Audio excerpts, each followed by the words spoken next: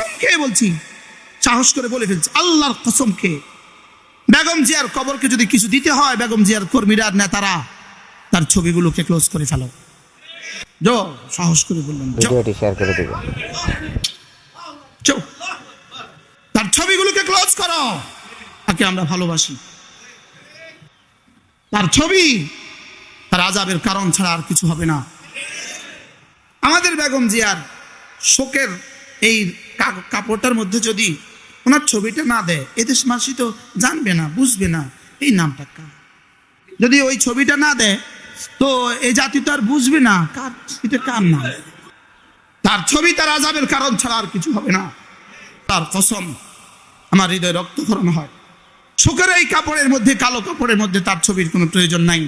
তাও ছবি নয়, তার 20 বছরের ছবি, তার 25 বছরের ছবি। এগুলো আল্লাহর সাথে যুদ্ধের নামান্তর।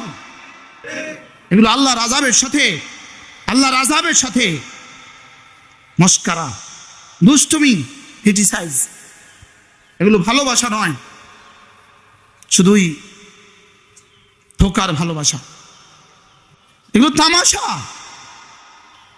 শোকের র্যালির মধ্যে, শোকের কাপড়ের মধ্যে, শোকের বার্তার মধ্যে, শোকের এই কালো প্লাগের মধ্যে প্রয়োজন নেই বেগম জিয়ার ছবি। বেগম জিয়ার ছবি এদেশের মানুষের হৃদয়ে হৃদয়ে আছে, তার জন্য ভালোবাসা আছে। জানি না আমার এই পয়গাম কোন পর্যন্ত পৌঁছে। জন্য এই ছবির সাথে বিদেহী আত্মার মাগফিরাতের কোনো সম্পর্ক নাই। এই ছবির সাথে আল্লাহ তাআলার রহমতের কোনো সম্পর্ক নাই। না না, ছবির সাথে কোনো সম্পর্ক নাই। ছবির সাথে রহমতের কোনো সম্পর্ক নাই। রহমতে দো আলম, ওয়া মা আরসালনাকা ইল্লা রাহমাতাল লিল আলামিন। আমাদের এই মসজিদের এখানে কে যেন একটা ব্যানার টাঙ্গিয়েছে ছবি ছাড়া। রাত 3টা বাজে, আমি ওর জন্য বহুত দোয়া করছি।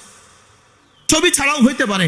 আমি ভাবছি ছবি ছাড়া দিলে তো কেউ চিনবে না, এই জন্য বাংলাদেশে কেউ ছবি ছাড়া দেয় না।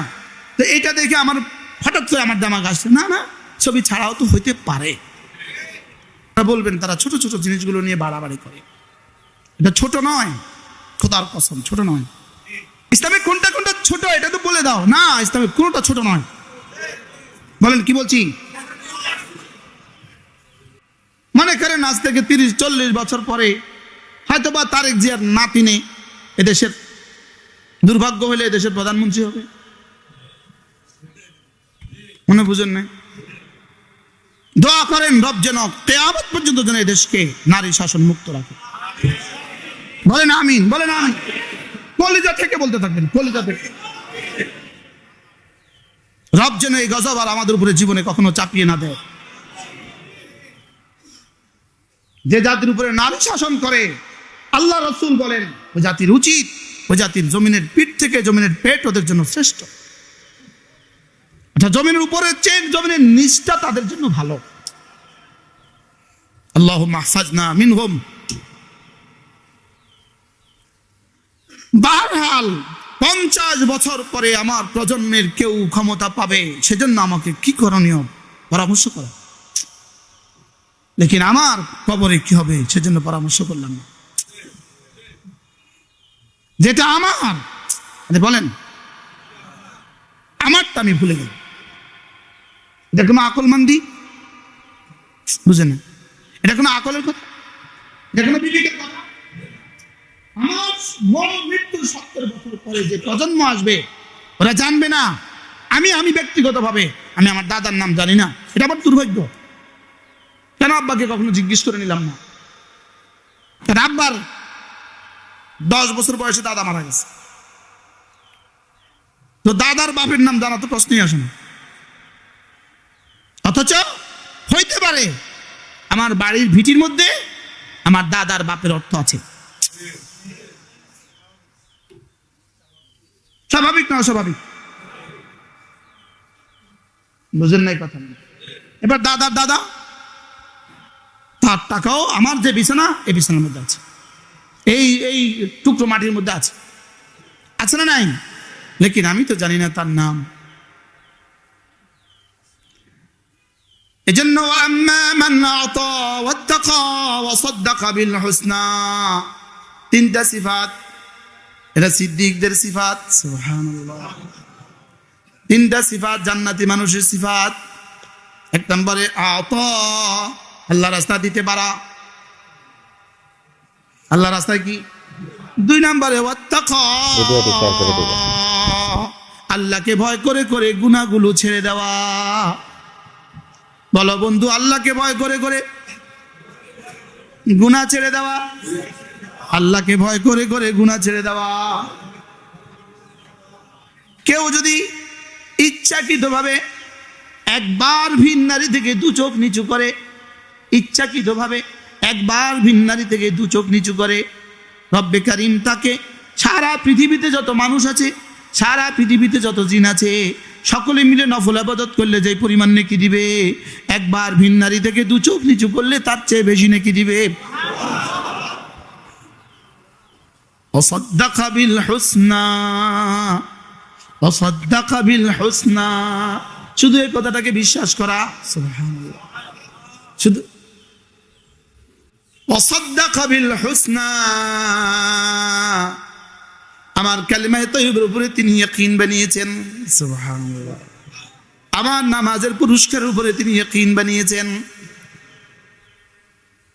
ফরজ নামাজের মধ্যকার 1 সেকেন্ডের সময়, ফরজ নামাজের মধ্যকার, যেমন জুমার নামাজের মধ্যকার 1 সেকেন্ড সময়, যেমন আসরের নামাজের মধ্যকার 5 মিনিটের 1 সেকেন্ড সময়, দাম কত? 7 মহাদেশের চেয়েও দামি। নামাজের বাইরে 70 কোটি বছরের জীবনের চেয়ে নামাজের ভিতরে 1 সেকেন্ডের দাম বেশি। রমজান মাসের 1 সেকেন্ডের দাম কত? রমজান মাসের 1 সেকেন্ডের দাম কত? রমজানের দিনের বেলা 1 সেকেন্ডের দাম কত? দিনের বেলা 12 ঘন্টা রোজার 1 সেকেন্ডের দাম কত? আল্লাহর কসম, আল্লাহর কসম, আল্লাহর কসম, আল্লাহর কসম, আল্লাহর কসম, আল্লাহর কসম, আল্লাহর কসম। 1 সেকেন্ডের দাম সারা পৃথিবীর বাদশাহীর চেয়েও 1 সেকেন্ডের, রমজানের মাসের 1 সেকেন্ডের দাম বেশি। রমজান মাসের, এবার রমজান মাসের ফজর নামাজের দাম কত? রমজানের জোহর আর আসর আর মাগরিব আর এশার দাম কত? এবার রমজানের একটা একটা মুহূর্তের দাম কত? আর আপনি কয়টা লুঙ্গি বেচার লাইগা জোহর আর আসর পড়তে পারেন না, কয়টা পেঁয়াজু বেচার লাইগা আপনি জোহর আসর মাগরিব এশা পড়তে পারেন না, কয়টা মাটির জন্য আপনি কিভাবে হীরা ছেড়ে দিচ্ছেন? আপনার জীবনের কোনো খবর আছে? মাটির জন্য হীরা ছেড়ে দিচ্ছেন? না না, মাটি না, গোবর। না না, গোবর না, গোবরের পোকা।